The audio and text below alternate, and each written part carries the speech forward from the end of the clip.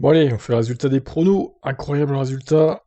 Alors, le temps de la pole position de vendredi, du meilleur temps de vendredi on va dire, a été effectué par Valtteri Bottas. Cependant, celui-ci a été relégué en dernière place sur la grille pour avoir changé son moteur. Donc, évidemment, c'est pas lui qui obtient la pole au final dans les stats, c'est Verstappen au final.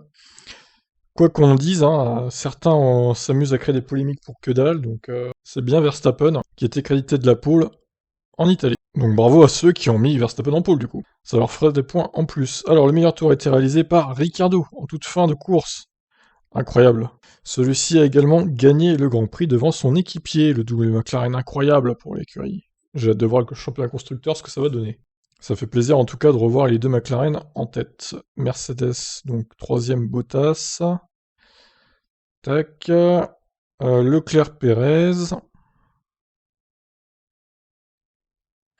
Charles Leclerc. Pérez donc était pénalisé de 5 places pour avoir évidemment court-circuité la chicane et ne pas avoir rendu la position. C'est un peu con de sa part. Hein. Au final, il finit derrière Leclerc, donc il a tout perdu.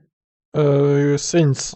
Tac. Alors qu'en rendant la place, il aurait peut-être pu essayer de le repasser plus tard. Mais bon, des fois, Sergio il réfléchit pas trop quand même. Hein. Stroll, 7ème, belle 7ème place, effectivement. Alonso, Russell, Ocon. Russell qui inscrit encore des points hein, pour Williams, c'est bien. Et Alonso encore devant son équipier. Alors, il y a eu une essai, évidemment, et 5 voitures n'ont pas rallié l'arrivée. Allez, nous allons calculer ces points immédiatement. Hop. Et c'est donc Abdel qui s'impose, bravo à lui. 137 points marqués. KD termine deuxième grâce à l'avantage des doubles points. 126. Ah, sinon, t'aurais terminé avant-dernier du coup. Et c'est moi qui ai terminé dernier, bordel de merde, ça fait chier ça quand même.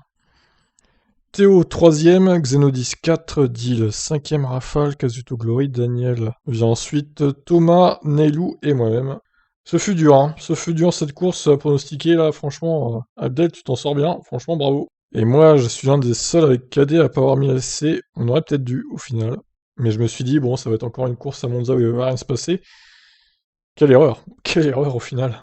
Alors, au final, au championnat pilote, hein, si on peut dire, championnat joueur, quoi. Daniel en tête toujours, il accroît son avance. Moi, je passe deuxième puisque Shark Baguette n'a pas joué, il a encore oublié de pronostiquer. À chaque fois qu'il y a une course de sprint, vous voyez, il oublie. Hein, donc, dommage, Shark, tu perds des points bêtement.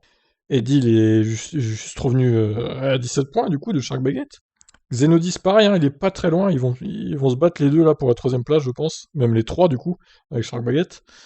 Neilou, pareil, hein, pas si loin que ça peut vite basculer. Quand on voit le score qu'il a mis aux Pays-Bas, on sait jamais, il peut encore revenir.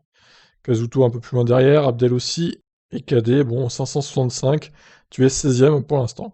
Théo un peu plus loin, par contre, 19ème. Et Thomas 12ème. Bon, bah voilà. Rien n'est fait encore, le top 5 peut encore changer, on verra si certains loupent des courses ou mettent des doubles points. Alors je rappelle que vous pouvez acheter les doubles points, il y en a 5 maximum.